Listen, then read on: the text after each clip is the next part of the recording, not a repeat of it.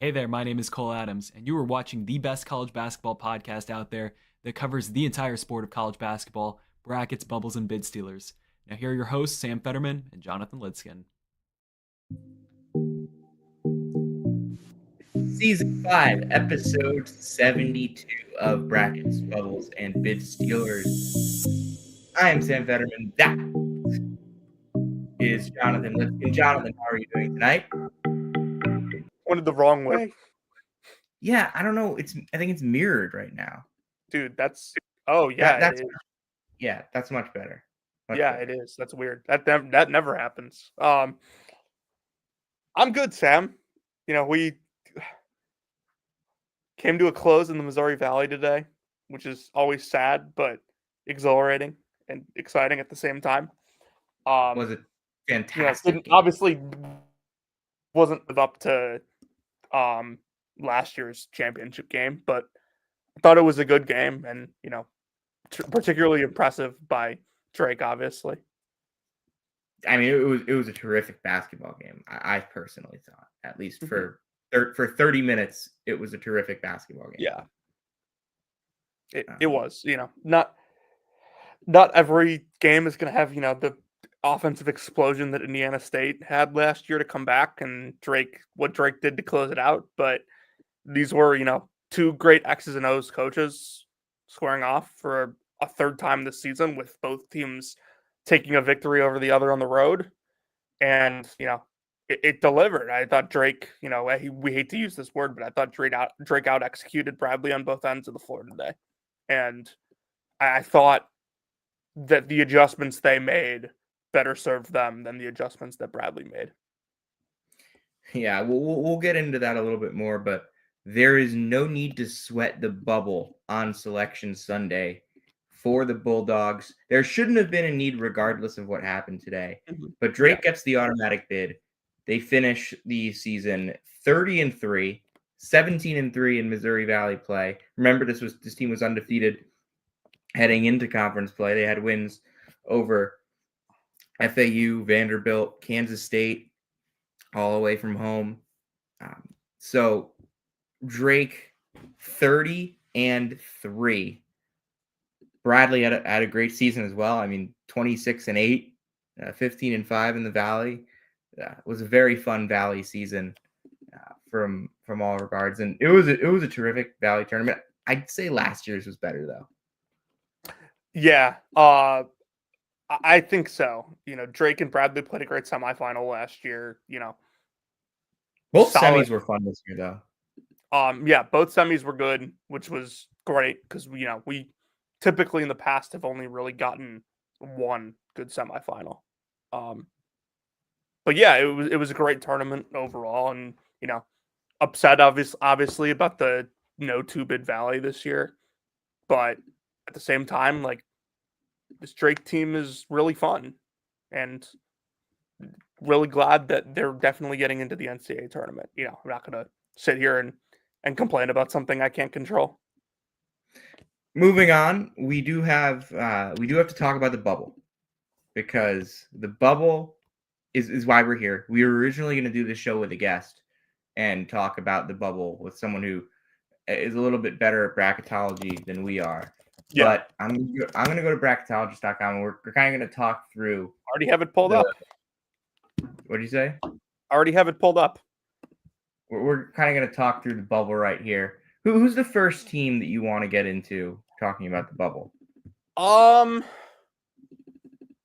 going to actually pull up our bracketology from the other night real quick to see who, was on the cut line for us and whatnot. Let's start with Indiana. Let's start with Indiana. We're going to have to do a full bracket after this game, by the way. After the show, by the way. Yeah, 100%. Let's start with Indiana, though. Okay. The Hoosiers, they had a big bubble game against Ohio State yesterday.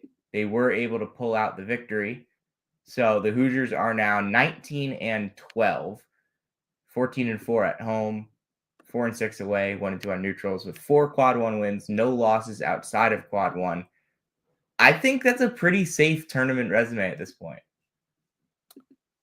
Yeah, I'm with you on that. And I think, what you're really looking at here is you compare them to the rest of the bubble teams. They have no losses outside of quad one. And so, sitting here at 19 and 12, you played a not terrible out of conference schedule. Your strength of schedule in the Big Ten was obviously pretty good.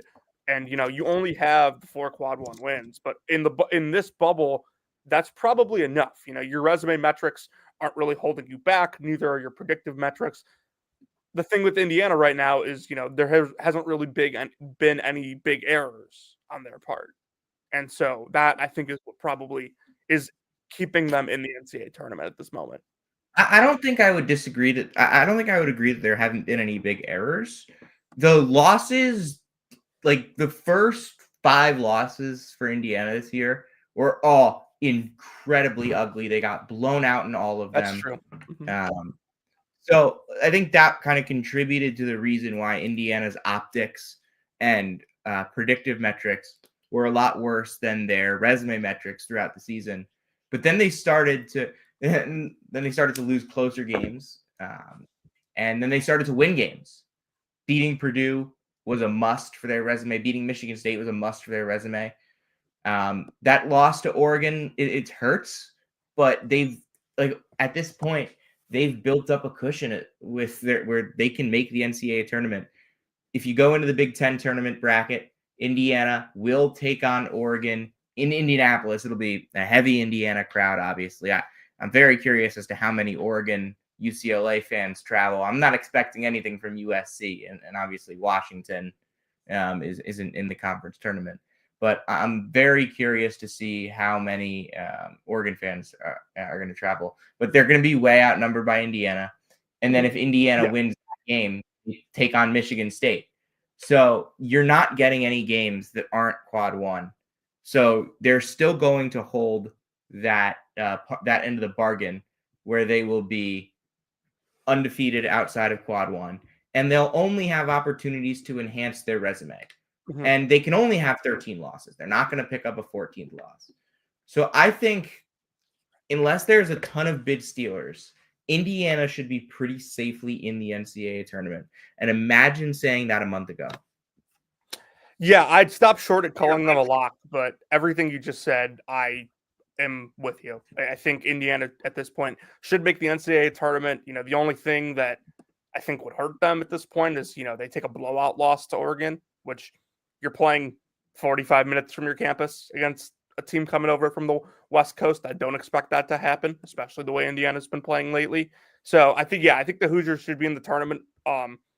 Very weird given that Mike Woodson pretty much announced his retirement a month ago. And again, I'd stop short at calling them a lock. Think, teams that are this close to the bubble, probably you want to stop short at calling them a lock, but Indiana, I think, should be in, and I do actually really wonder, that game at Ohio State early in conference play, how differently, we're looking at Indiana and Ohio State if that shot from Bruce Thornton goes in. Would agree with that. The Hoosiers, 32nd in KPI, 47th in strength of record, 44th in wins above bubble. The resume metrics are good enough with the way the bubble's shaken out. The being 30th in Torvik is crazy right now, if you ask me. 44th in KenPom, probably closer to what I would feel they are. Mm-hmm. But Indiana, Big Ten tournament this week. They're the 9 seed. I think they can make a run in the Big Ten tournament. I think they can make a run in the NCAA tournament. Are you going to be at the quarters or just the semis and final? No, I'll be at the quarters too. And if that's Michigan State, Indiana on Friday morning, holy cow, that's going to be electric. Yeah, it would be. And then we'll talk conference tournaments. Honestly, we could probably do a show like late tomorrow night. Yeah, I'm good with that. Because I'm actually getting down tomorrow too. Because I actually changed my schedule. I'm getting down to Atlantic City tomorrow. Oh, are you? Yes. Not going to have to wake up super early. Yeah, better than having to wake up super early. Probably smart. So we can do a show after the games tomorrow night. Yeah, I'm good with that. Previewing because ACC starts on Tuesday, so does Big 12. Yeah, it's actually like fun that we're getting four Big 12 games on Tuesday. The ACC Tuesday games I could Of course. care less about. I know you ACC. feel differently, but What did you say about the ACC? I could care less about the Tuesday ACC games. I know you feel differently No, because no, I can care. I don't care what happens with Syracuse. Isn't Syracuse playing Tuesday? Yeah, I don't care. Dude, you have to watch. They're in search of their first ACC semifinals appearance. Yeah, Syracuse, and they're still going to be in search for their first ACC semifinal next year. Syracuse can make history this week in Charlotte. Hey, do you think Syracuse can get back on the bubble? Yeah. Mm-hmm. Speaking of which, I do just want to pull up what Syracuse's metrics are in this. Jesus Christ, 150th in KPI. What are they in KenPom right now? 112. Okay, I was going to give that 71st in Torvik? What? They're 41 spots higher in Torvik than they are in KenPom. Dude, that 71, by the way, in Torvik is like higher than they finished in KenPom last year. And people thought that team should be on the bubble. Okay, they are not 71 in Torvik. Are you reading it wrong? No, it straight up is wrong. I just pulled up Torvik. Oh. Bracketologists They are having some errors? 109th. 109th. Okay, yeah, that seems more reasonable. They certainly have not played like the 71st best team in the country at like any point this season. Okay, yeah. So Indiana is not 30th in Torvik. Bracketologist.com has screwed up Torvik. Okay, well, let's pull up Torvik independently here. Yeah, that's wrong. Indiana is 54th in Torvik, which seems a little low. Syracuse is 1-15 in the first two quadrants. That's almost a reverse Drake. Drake's undefeated in the first two quadrants. What even is the quad 2 win? Cal away. That's unserious. Cal is 8 spots away from being quad 3. That's so unserious. All right. Oh who do we want to talk about next? Indiana and Ohio State played, so let's just talk about Ohio State. Yeah, let's pull up Ohio State. Ohio State got the big bubble win against Nebraska on Tuesday or Wednesday night last week. It was Wednesday, I believe. Maybe it was Tuesday. And Ohio State, interesting resume. 36th in the net, 34th in KenPom, 39th in Torvik. They are 48th in KPI, 51st in strength of record, 49th in the wins above bubble, 6-11 in quad 1, 3-3 in quad 2, 8-0 outside of the first two quadrants. The predictive metrics are good. They say they're the tournament team. The resume metrics are a little less there. But honestly, the biggest crutch against Ohio State isn't anything in the metrics. It's straight up the amount of losses. Yeah, those losses add up. And, you look at it 17-14 with how good their schedule is and how many quad 1 wins they had, you might be able to excuse it, but you have to also add in the fact that they're going to take a 15th loss in the Big Ten tournament. Unless they win 5 games in 5 days. Right. And that number just pops out to me. Like, if they lose even their second game in the Big Ten tournament and finish 18-15, how many good wins could you possibly need to overcome having 15 losses? Let me just pull something up. How many at-larges have had 15 losses going into the tournament? Dude, I doubt there's been any, honestly. A&M last year had 14.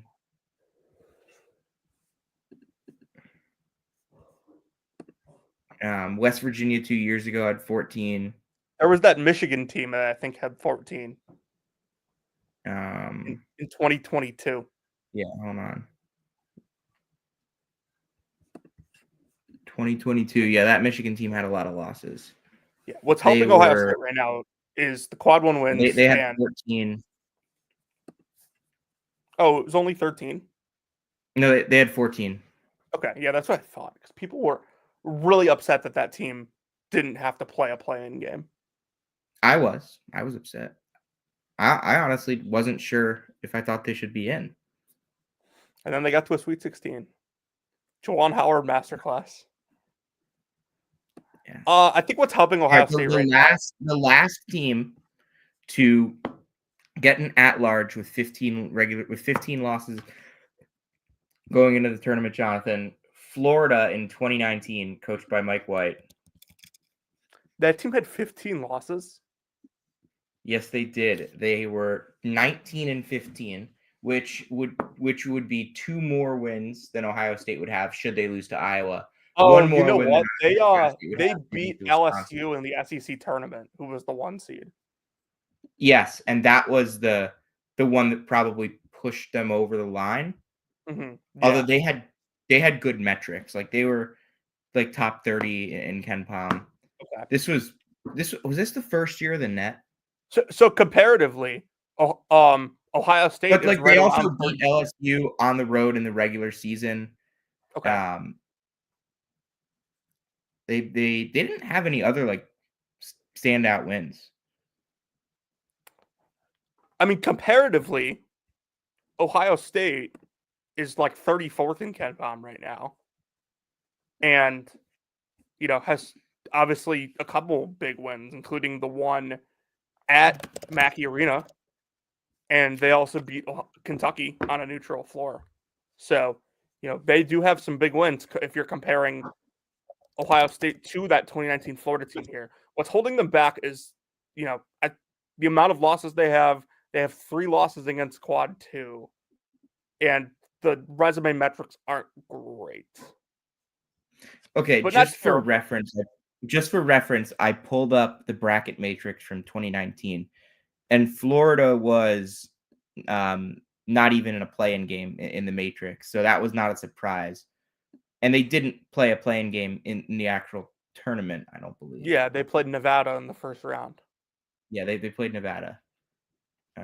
So the last 4 in that year, according to the matrix, ASU, Temple, St. John's, Belmont. St. John's. That was the last 4 in, I believe. Let me check that. Yeah, because Belmont played Temple, and St. John's played ASU. Yeah. Yeah, and ASU played Buffalo in the first round. God, yep. Dude, that Belmont Maryland game still pisses me off to this day. Belmont had them. So Ohio State. Do you think they're on the wrong side of the bubble right now? You do? I'm asking, do you? No. Mainly because I just don't know who would have taken their spot. Well, if you look at who we had out on when we did this 2 days ago, UNC lost this weekend. UNC lost this weekend. Boise lost this weekend. Texas lost this weekend. SMU lost this weekend. Nebraska should be ashamed of themselves. Nebraska lost this weekend. So yeah, a lot of every team, you have to go down all the way to Colorado State, I believe, to find a team that we had on the outside looking in that won a game this weekend. And speaking of Colorado State's resume is really starting to shape up. And I actually want to pull them up right now. Okay. Because this is a really interesting case at the moment. They picked up their first Quad 1 win this weekend at Boise State. They have now won. They have now won 7 games in a row. They have won. They went 16-4 in the Mountain West. They finished second in that league, behind New Mexico. If I pull up the Mountain West tournament bracket, they play on Thursday. I haven't, and they will play against They're the the 3 winner of seed, right? Nevada Fresno, which is probably Nevada. Yeah. So they'll have a chance at a good win, at like a decent win against Nevada. Nevada's 79th in Ken Palm. So that's Q2. And then they would hopefully, for their sake, get Utah State and get a chance to beat them for a second time in the last couple of weeks for a second quad one win. Honestly, I would not like. I think that's a good path for them because you get the 2 seed. You've already destroyed Utah State, who's kind of fallen apart a little bit recently, but they're going to make the tournament. Meanwhile, top of the bracket, you get New Mexico, San Diego State, Boise State. I think all 3 of those teams are a little more dangerous at the moment than Utah State, at least for CSU's sake. Mhm. So I think that this is a good draw for the Rams to potentially get to a final. And I don't think here's the thing. I think they probably need to win the Mountain West tournament to get in. I agreed until they beat Boise this weekend. If you go look at Texas's resume, Colorado State's resume, and Boise State's resume, they are like the resume and predictive metrics for those 3 teams are super similar. Texas obviously has more quad 1 wins. Okay, this has to be preseason Torvik. Right? Texas 11, Okay, anyway. UNC 5. We got to just ignore that. So Texas has the 5 quad 1 wins, and 4 quad 2 losses isn't great, but obviously Colorado State, Boise both have at least 1 in quad 3. I think they both have some work to do this weekend, but again, Texas could leave the SEC tournament at 17 and 15, and their predictive metrics are not good. Their resume metrics are disgustingly bad. So I think if you're looking at those 3, first of all, I don't think any of those 3 teams are in right now. But I do think that those 3 are super close. I don't think Texas is in. I don't think Boise is in. I don't think Colorado State is in. I don't think Colorado State has to absolutely win I don't think Colorado State absolutely has to win the Mountain West tournament, but I think considering the most likely way budgeting for at least 1.5, but budgeting for like a line of 1.5 bid stealers. Yeah.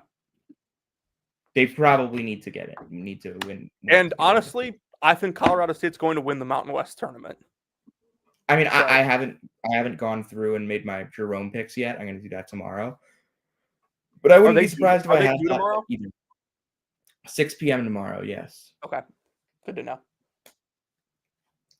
I like Colorado State in this spot. I think that they, of these 3, have the best chance to win their conference tournament. I think I would not be shocked at all, and I'm probably going to pick SDSU to beat Boise in the quarters. That would be a death knell for Boise's season. They came back from the dead and then kind of died again. But they didn't die again. It's just that they played Fresno and Air Force and then lost to Colorado State at home. Yeah. Which right now is in Q2. But remember, Boise also has a quad 4. A quad 4 that is pretty close to quad 3, but Boston College did not make the ACC tournament, so they don't really have a chance to move up. Montana 74, Northern Arizona 65 final in the Starch Madness quarterfinals. Jonathan. Yeah, so our semis are set for that now, right? No. No, we have 2 more quarters tomorrow. Yeah, they do it like we do. And the Summit League does it that way. Yes. The SWAC does too, I believe. So, are we in agreement that at this point in time, Georgia, Arkansas, Oklahoma are all going to make the NCAA tournament. Yes. Arkansas beat Miss State this And I weekend. think that was huge for them. I didn't. Oklahoma went to Texas and won. And Another good one. who is the other one that I said? Georgia knocked off Vanderbilt. So good win for them there. Arkansas in the NCAA tournament. Mid-majors rejoice. All three of those teams are bordering on 20 wins. Georgia has 20, Arkansas 19, Oklahoma 19. They're all much better in the resume and predictive metrics than the teams we've been looking at. The Razorbacks picked up a 6th quadrant 1 win. Remember, this was a team that didn't have its 2nd quadrant 1 win until January 22nd. They have 5 quad 1 wins in their last 8 quad 1 opportunities. So 5-3 after starting 1-6. That's pretty good. Jonathan, a John Calipari coached team is getting better as the season goes on. How about that? That? That might be the most odd development without of Boogie Fland, may I add. There were like a couple whispers from people that like, oh, that could be addition by subtraction. I didn't buy it whatsoever. No, I thought he was really good for them. He was. And Thero has been hurt the last couple of games too. And that might be the most impressive part. That like they are really kind of down in their rotation at this point. A couple guys. Yeah. A couple key guys. And just people are stepping up. They're making things happen. It was a huge game off the bench for Jonas Adu. DJ Wagner was really good. John L. Davis stepped up again. Against Vanderbilt, they played 7 guys against Vanderbilt, and they dropped 90 points. They played 8 guys, well, really 7 guys against Mississippi State, and they won that game as well. So Arkansas's rotation is really in a tough spot right now, but they've figured something out with this 7-man group. So then the last 3 teams that we really haven't mentioned, or at least haven't gone in depth on, UNC, Xavier, and unfortunately VCU, because they lost to Dayton this weekend. Which, for what it's worth, I still think VCU should be in. And they still have a conference tournament to play. They do. Now, which is the Go ahead. Xavier only has 1 quad 1 win, but have been playing some really good basketball lately, and it's helped their predictive metrics. They're all the way up to 42 in Ken Pom. Sam, I'll steal the line from you. Like, you'd be a complete idiot if you wanted to play Xavier in the tournament. I know that's not the exact line. It's not my line. Whose line is it? Wyatt Wheeler. Oh, really?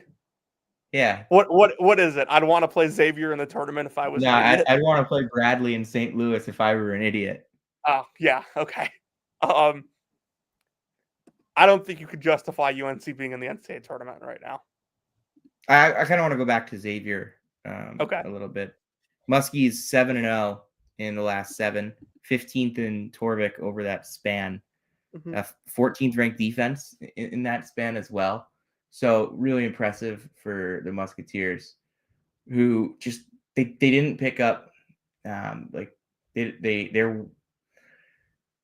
for the Big East's sake. The fact that UConn is outside the top 30, the fact that Creighton is outside the top 30 is really difficult for a team like Xavier. There's no other Big East team that is really close to the bubble, but Villanova's 54th right now, and that's a quad 2 game versus a quad 1 game in New York.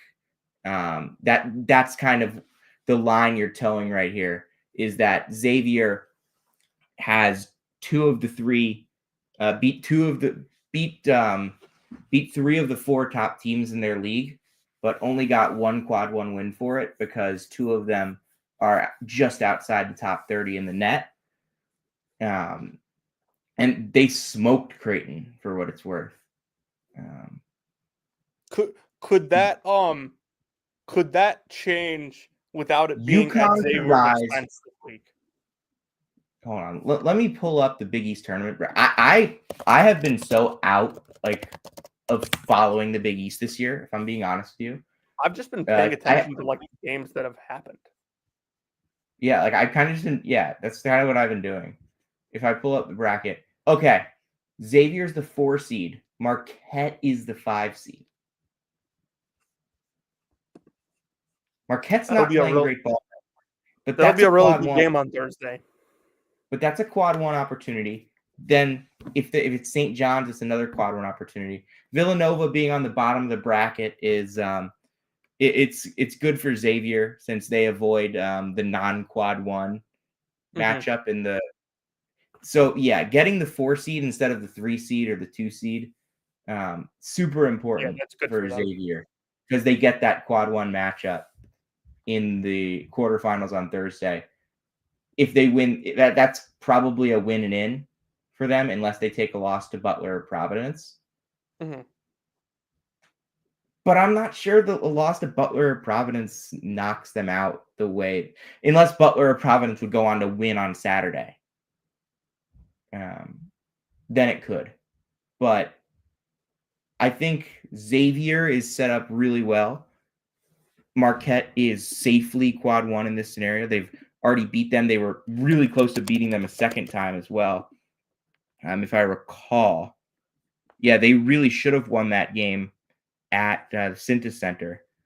So Marquette Xavier on Thursday. Marquette has lost its last 2. They were 9-1. They're 13-7 now. So you look at the Golden Eagles and you look at the Musketeers. For Xavier, a definite quad 1 game, and then almost another definite quad 1 game. Although there's so much going on in this Big East tournament.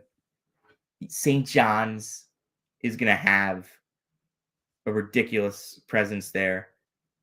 St. John's UConn final would be the greatest conference championship game ever.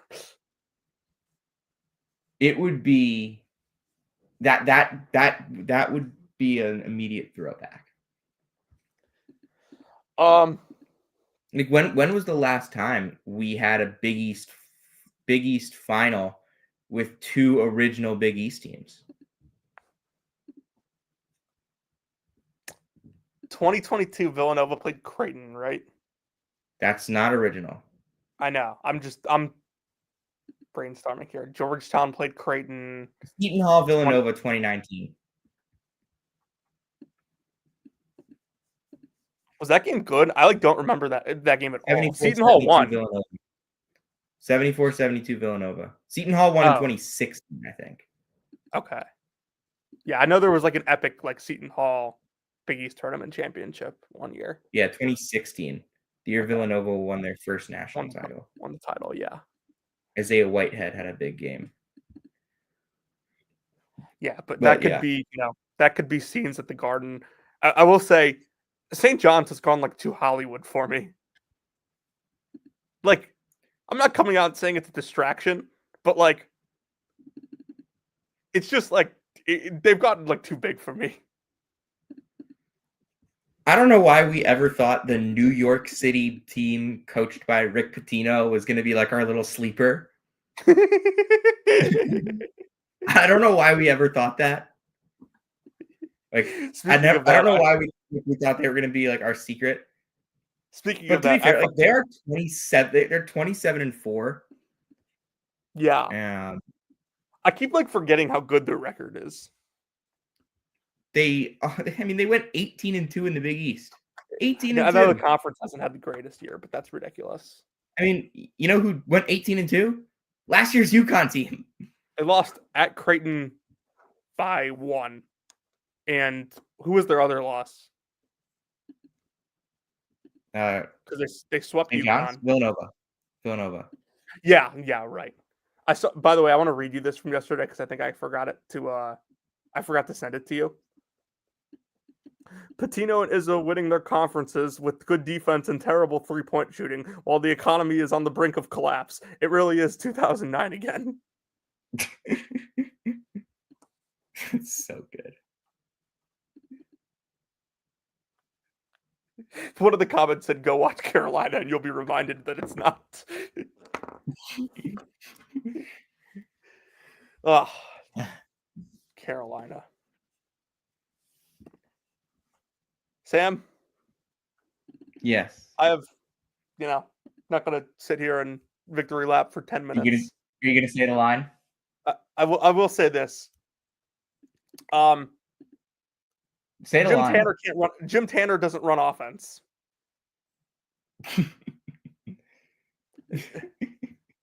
That team. Can you say the line? What? Go to hell, Carolina? No. Come on. Is it the one from a couple of years ago? No, it's the one that we've been saying all the time, the last couple of days. Not Carolina specific. Get these guys out of here. UNC Twitter was pumping up that 6-game winning streak where they beat 0 teams in KenPom's top 90. Last night, UNC hit some of the craziest shots that I've seen. That I was convinced that Carolina Devil Magic was back, and then But there's a problem. You can't have Devil Magic when you get out rebounded 39-26 and you have absolutely 0 rim protection. So I mean, it was a really well played final 16 minutes by Duke, and it was terrific. I think it's hiring a GM obviously helps. A Duke fan that was the first program to hire a GM would know, but something schematically is going to need to change there. They were not running anything in the second half, and by the way, Duke RJ was hot, and they were just kind of okay, let's roll the ball out and play. Duke now nearly 4 points ahead of anyone else in KenPom. Yeah. Number 1 overall seed if they win the ACC tournament this week. Maybe if they don't win the ACC tournament, depending on because of who the loss would be. Actually, Auburn took 2 losses this week. Clemson? Depends on what Auburn does. So yeah, Auburn's still number 1 all the resume metrics. Yeah. And Duke and Auburn, just so we're being clear, are the only 2 teams that have a chance at the number 1 overall seed. Correct. Auburn is Auburn's 16-4 in quad 1. I know. I think Duke is the number 1 overall seed right now. Here, what is the who are they getting first round SEC tournament? Who's the 8-9 in the SEC? Mizzou's the 7. Is it Kentucky? It's not Kentucky still, is it? I haven't seen. It's Mississippi. And then who's the 9? Arkansas, and the 16 is South Carolina. Okay. So, yeah, we're gonna go over this entire thing tomorrow night. Yeah. We're gonna pick them all. But Auburn's got 16 quad 1 wins. Do they have more quad 1A wins than Duke has quad 1 wins? I'm betting they do. It's entirely Duke's got possible. 7 quad 1 wins? Yeah, Auburn has 8 quad 1A. Okay. And Duke has 7. It's tough to argue with that. I think Auburn is going to end up the number 1 overall seed unless they lose to South Carolina. And even then, South Carolina is still a quad 2 loss. Duke, if South Carolina is playing Auburn John Calipari may be on get these guys out of here. Watch. What is who is Duke getting in the ACC tournament? They played the winner of Georgia Tech, Virginia, and then Wake is the 4, UNC is the 5. Get these guys out of here. So All UNC, of them. None UNC of those teams are worth the salt. UNC, if they get through, will be a quad 1. Wake will not. Yes, that's true. But it doesn't matter, like, at that point. Like, the quad 1 gap is too much. Sure. But, like, Auburn could end up with 19 quad 1 wins. Yeah, I think if Auburn wins the SEC tournament this week, it could be tough to argue. I think it's tough to argue if they don't win the SEC. Because like if Auburn wins the SEC tournament this week, like what's the likelihood that they, pretty much like split the predictive metrics gap in half right now between them and Duke? But at the end of the day, well, that's Duke's only real actually chance to run up the predictives. Is the committee looking at the predictive metrics gap, or are they just looking at 1 and 2? That's a good question, and I'd love for somebody to ask it because it absolutely they are looking at 1 and 2. The KenPom plus 39.55 is not on the team sheet. It's not. But it should matter. I agree. I would doubt anyone on the committee cares. Like if the predictive metrics, if they say at the end of the week, hey, Duke's a 4-point favorite against Auburn on a neutral floor, like that is way more of a big deal than, Duke's 1 and Auburn's 2 in the predictive metrics. I agree. But at the end of the day, there's also an outside chance that Auburn doesn't finish at number 2 in KenPom at the end of this week. Could be Houston. It could be Florida. Could be Florida if they have a really good week. What's the bottom of the? I need to have how these many Baker Mazzara flagrants in the SEC tournament this year. It depends. I'm gonna go over on 0.5. I'll go over 1.5. I will not. He can't stay out of his own way, and they're only going to be playing big games. Florida will get either Mizzou, Mississippi State, or LSU, and then either Alabama, Kentucky, Oklahoma, or Georgia. God, that's like a legitimate 2 teams that are going to make the NCAA tournament in the 11-14 game. Wait, who's the 3 seed? Tennessee? No, Alabama. Tennessee's the 4 seed, and then A&M's the 5. A&M's the 5. Kentucky's the 6. Mizzou's the 7. Dude. Mississippi is the 8. Dude, Kentucky, Tennessee. Dude, this is the best conference ever. Yes, it is. Kentucky, Tennessee, and the nightcap on Thursday in Nashville is going to feed families. Holy cow. That's awesome. Did you get Kentucky, Tennessee?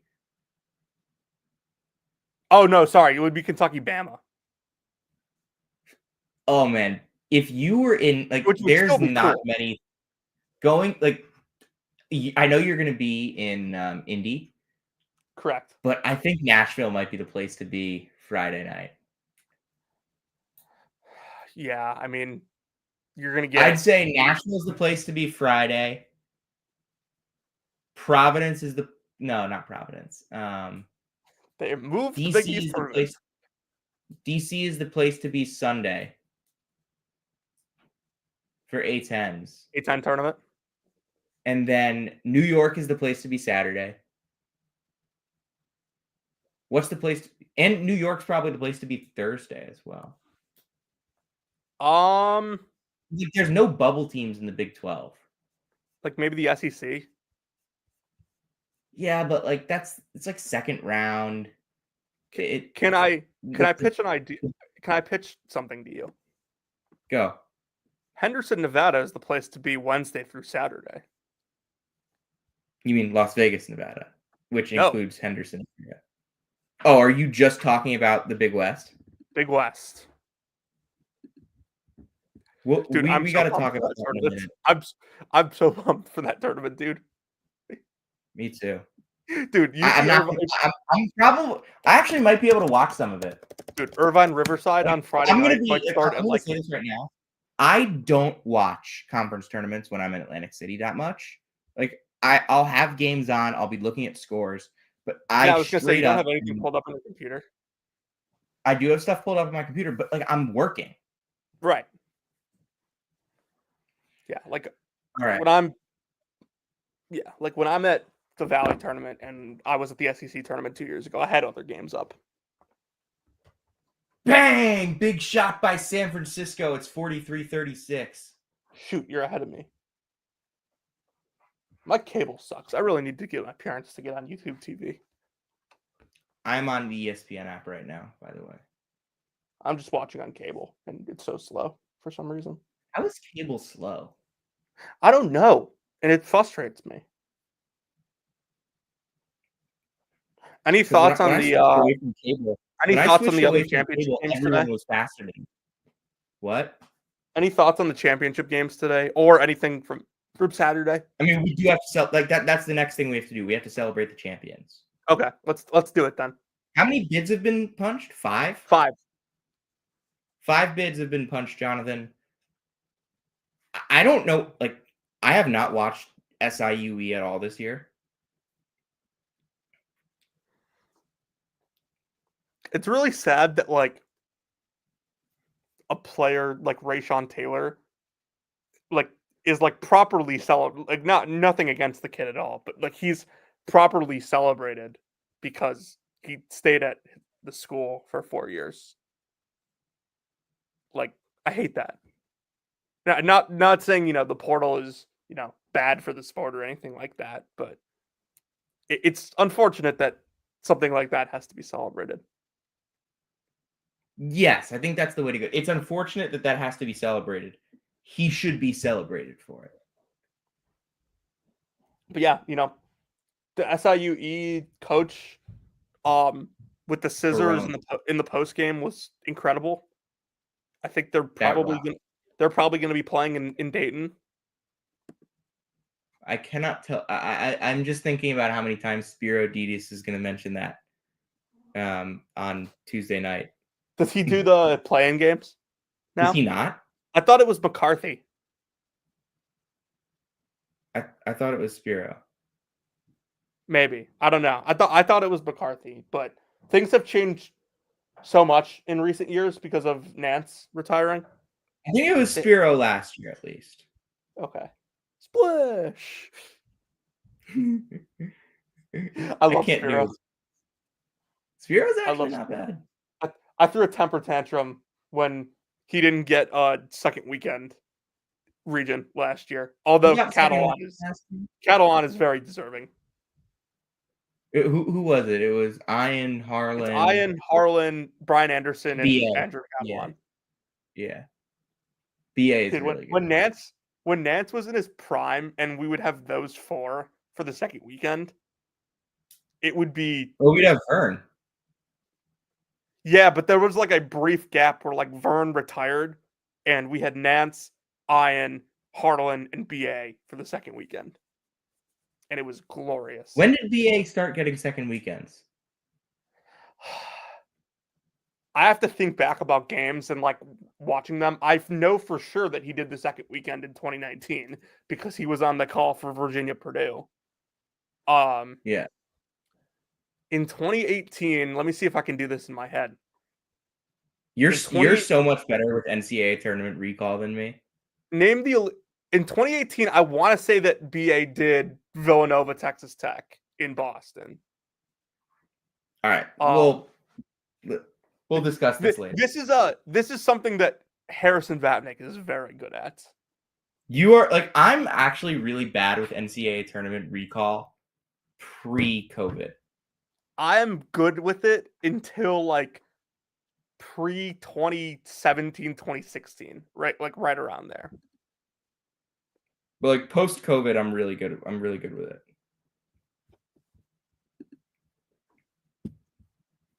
I don't know about broadcasters though. I just remember the broadcasters for some reason. 2019 was also like the greatest Elite Eight ever.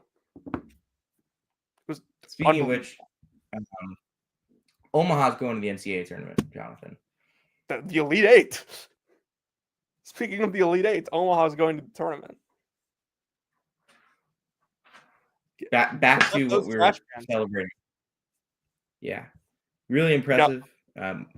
This is something I was listening to on something the 3 minute you guys said.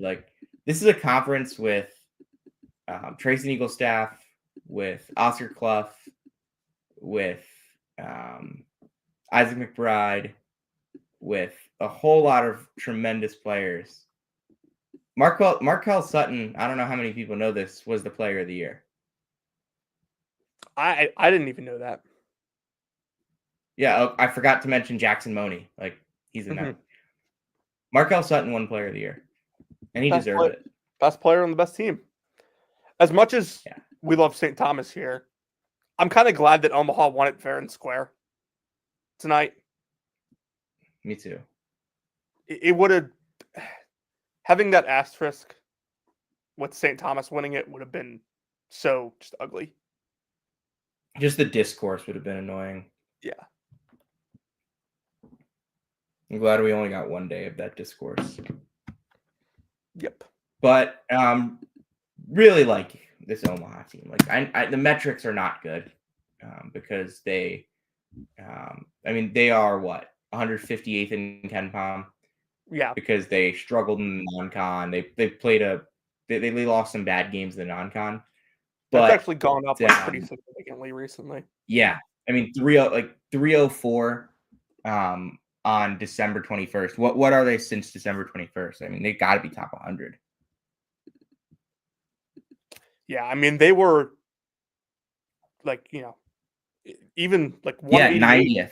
90th. They are ahead of Jonathan.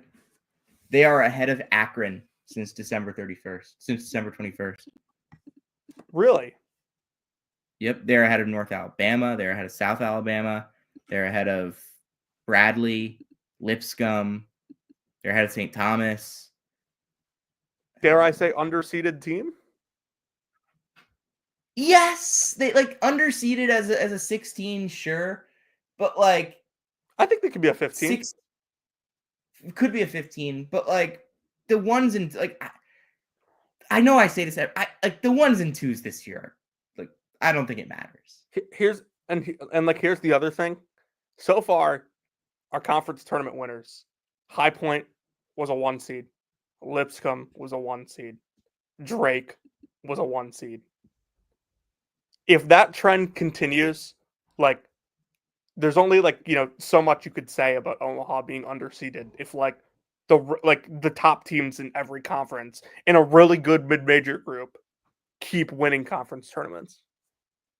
Honestly, yeah, this is a really good mid-major group, I would say. I said it today on Twitter. I'm it's unfortunate because it's a really good mid-major group, but we've said it time and time again. College basketball is better at the top this season than it's been in forever. It's better at the top and it's better at the middle.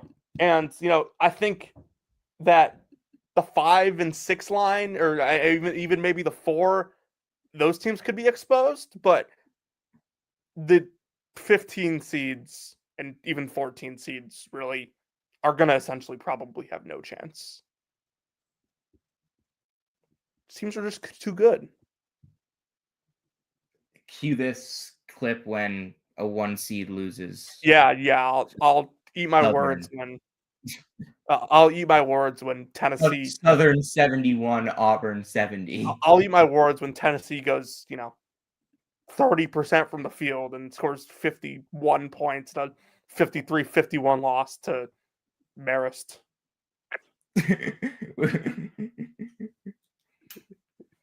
John Dunn special? It wouldn't be a Brackets, Bubbles, and Bid Steelers episode without me mentioning Marist. Yeah. Some more champions to celebrate, Lidskin. We kind of talked a little bit about Drake at the outset of the show, so I don't really want to get. I know I said you're. I have a take real quick about the loser. You want to do a little more of a Valley update right now? No, it's okay. I do have one final thing to say about that game, though. I have a take about the loser of this game, specifically the head coach of the losing team, and I want you to tell me how Uh-oh. far off I am. Uh-oh. Pre Uh-oh. pre the NCAA tournament win a couple years ago, Brian Wardle is very much in like a Bob Ritchie state right now.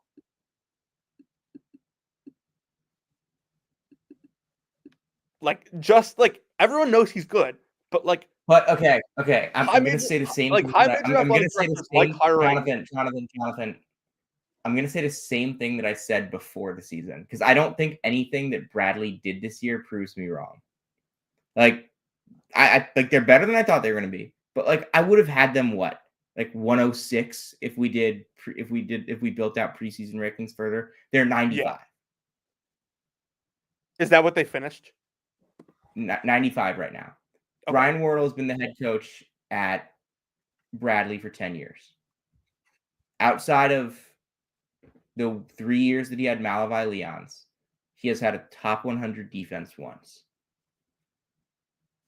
Mm-hmm. That is, and look, he had the number 1 3-point shooting team in the country this year. Number 62 2-point offense, number 9 effective field goal percentage. And he had the 92nd ranked offense. They got worse offensively with the number 1 3-point shooting team in the country. Mm-hmm. I think Wardle's a terrific coach.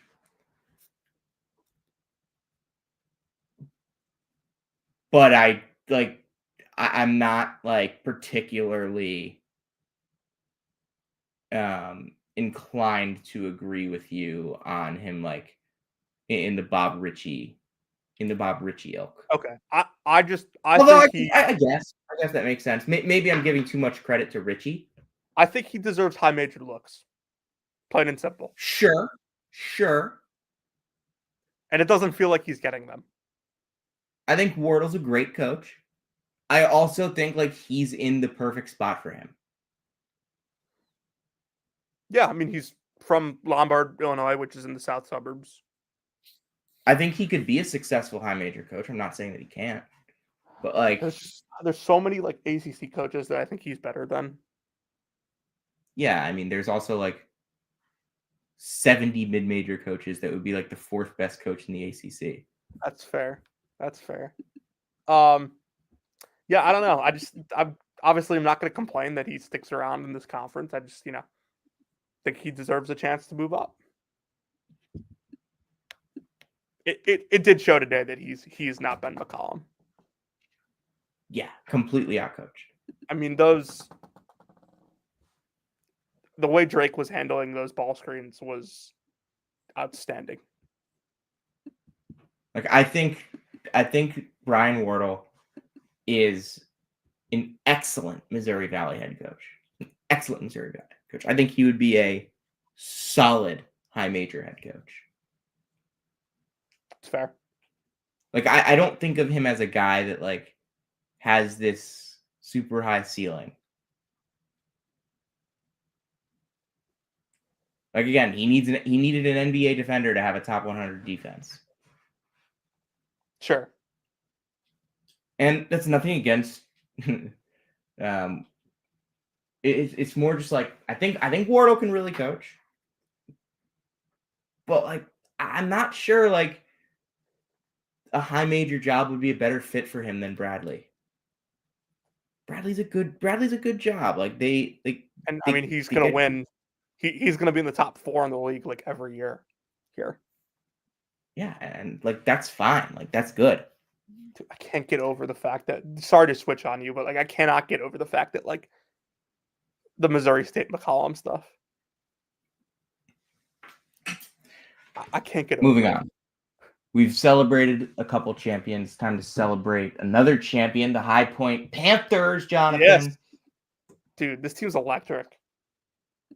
I just want to pull something up quickly, make sure I have this right. Alan Huss is in his 2nd year with the program.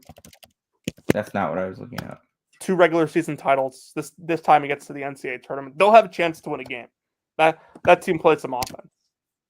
If their defense steps up, team experiences a bad shooting day against them, they'll have a chance. They've won 14 in a row. It's the longest active win streak in college basketball. The guards are on this team are fantastic.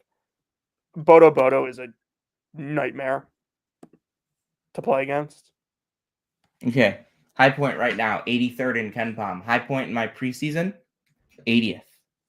There you go. I wonder where I had them. I thought like they were a little overrated heading into the season, but they've lived up to And the I mean, look, expectations. they were 3-2. I had them 94. They've now won 14 games in a row. The overwhelming talent for that league. Offensive scheme is great. They were also the number 1 defense in that league, which I think says more about the league than it does about High Point. But if you want to go back, where are they in Torvik since January 8th? Where are they in Torvik since January 8th? 63, so not crazy. No. It's below Villanova. Dude, Washington State needs to stop missing layups. Oh boy, big shot. Woo, back in it. Yeah, Alan Huss has done a tremendous job there. He's built a really. I think roster. like Obviously, electric. Like they don't. I don't think they play as fast as they did last year, like pace wise. It's probably good for them in the tournament. Like last year's team was really good. This year's team is better. Like, yeah, Duke Miles is awesome. This team is deeper. This team is so much deeper.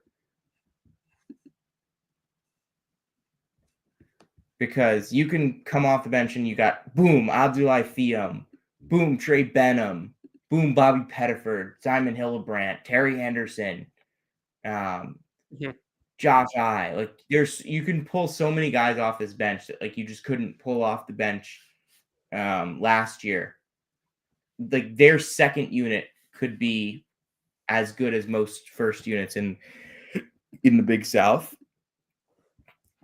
And that's the key when considering their first unit is that much better than everyone else in that conference anyway. Yeah, I mean, they obviously have tremendous resources compared to the rest of the conference, but that doesn't take away from how good of a job Alan Huss has done the last 2 years. Yeah, it's one thing to be able to outspend everyone. It's another to be able to go and build a roster. High Point, McNeese have been the two best at not just outspending the rest of their league, but outwinning the rest of their league. Yeah, and you, like comparatively, go look at like Grand Canyon. Grand Canyon didn't win their league. Grand Canyon, like TGF has had some. Like TGF's just kind of been bad this year. Yeah, I mean, I think he obviously went through the NBA stuff and decided to come back. He has not been the same player he was a year ago.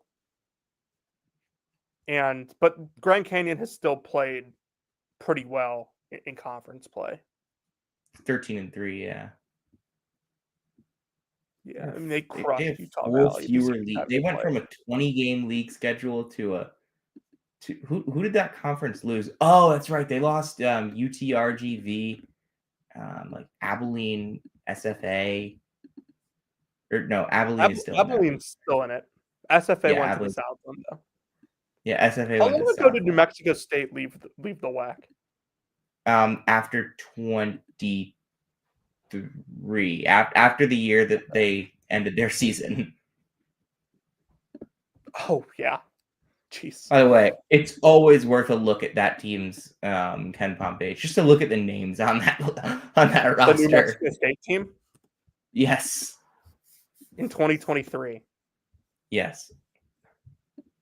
Xavier Pinson, Tawan Gordon, Anthony Roy, Dr. Bradley, Marcellus Avery, obviously Madi Traore. Man. Yeah. They were terrible. Yeah, wow.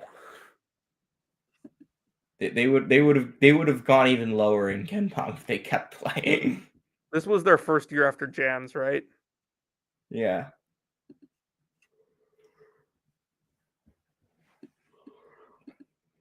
Yeah, man, that team was good the year before.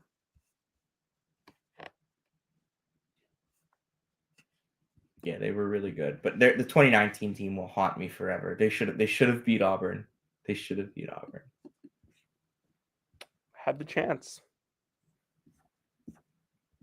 That team was awesome, though. Like One more straight up champion to awesome. celebrate, right? Lipscomb. Friend of the program, Lenny Acuff. Is going to the NCAA tournament. Yep. Survived in overtime against Queens on Thursday. Pushed over the line by Pruitt, Anderson, Powell, Ognacevic, their top four today. Beat North Alabama. What a fun game this was. Yeah, I had my eye on it. Obviously, Valley was on at the same time, but that atmosphere there looked electric. And there were some guys that were making some huge plays for both teams. The Omaha mascot got in on the trash can. Jeez. Yeah, I mean this North Alabama team was really good, and yeah, both of them could have made some noise in the NCAA tournament. But Lipscomb had a special day from Joe Anderson. Will Pruitt was 10 of 10 at the line. I mean, Lipscomb made free throws. North Alabama did not. Huh? Will Pruitt was unbelievable in this game. Yeah, I mean, Lipscomb was 26 of 30 at the line, and North Alabama was 15 of 24. Huge difference. Don't forget about free throw shooting. It's a rule of the bracket Bible. Yeah, and Lipscomb is the number 9 free throw shooting team in the country, and also the number 5 free throw defense in the country. It's a skill. People forget. It's a skill. Free throw defense. I found something. They are elite. It's how Mike Gibson kept his job last year. I found something. They have an elite free throw defense. All right, I think we've celebrated the champions today. We have. What champions are we gonna? We do have SoCon to and Sunbelt tomorrow. Yeah, I'm gonna look at slate maps. SoCon tomorrow, Sunbelt tomorrow. We also have the 12th seeded Delaware Blue Hens playing in the CAA semis, and another shout out to Pepperdine, who upset Santa Clara tonight to get to the semis in the WCC. Yes, really impressive. Some chaos there.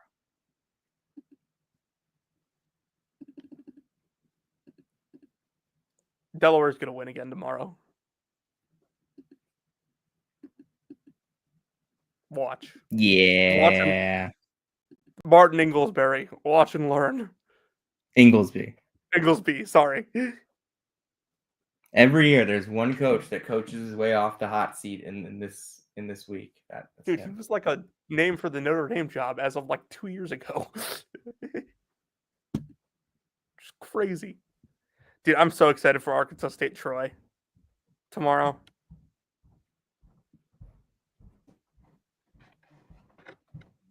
That's going to be great. I think you might be frozen. I'm not frozen. I'm just not saying anything.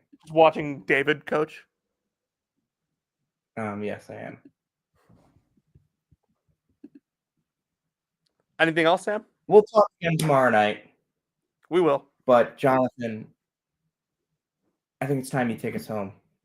If you came to hear about Tyler Self and where he's working, you came to the right place. If you came to hear about team's elite free throw defense, you came to the right place. And if you came to hear about Caleb Grill and the latest happenings with him, you came to the right place. This has been Season 5, Episode 72 of Brackets, Bubbles, and Bid Stealers. We'll see you tomorrow night.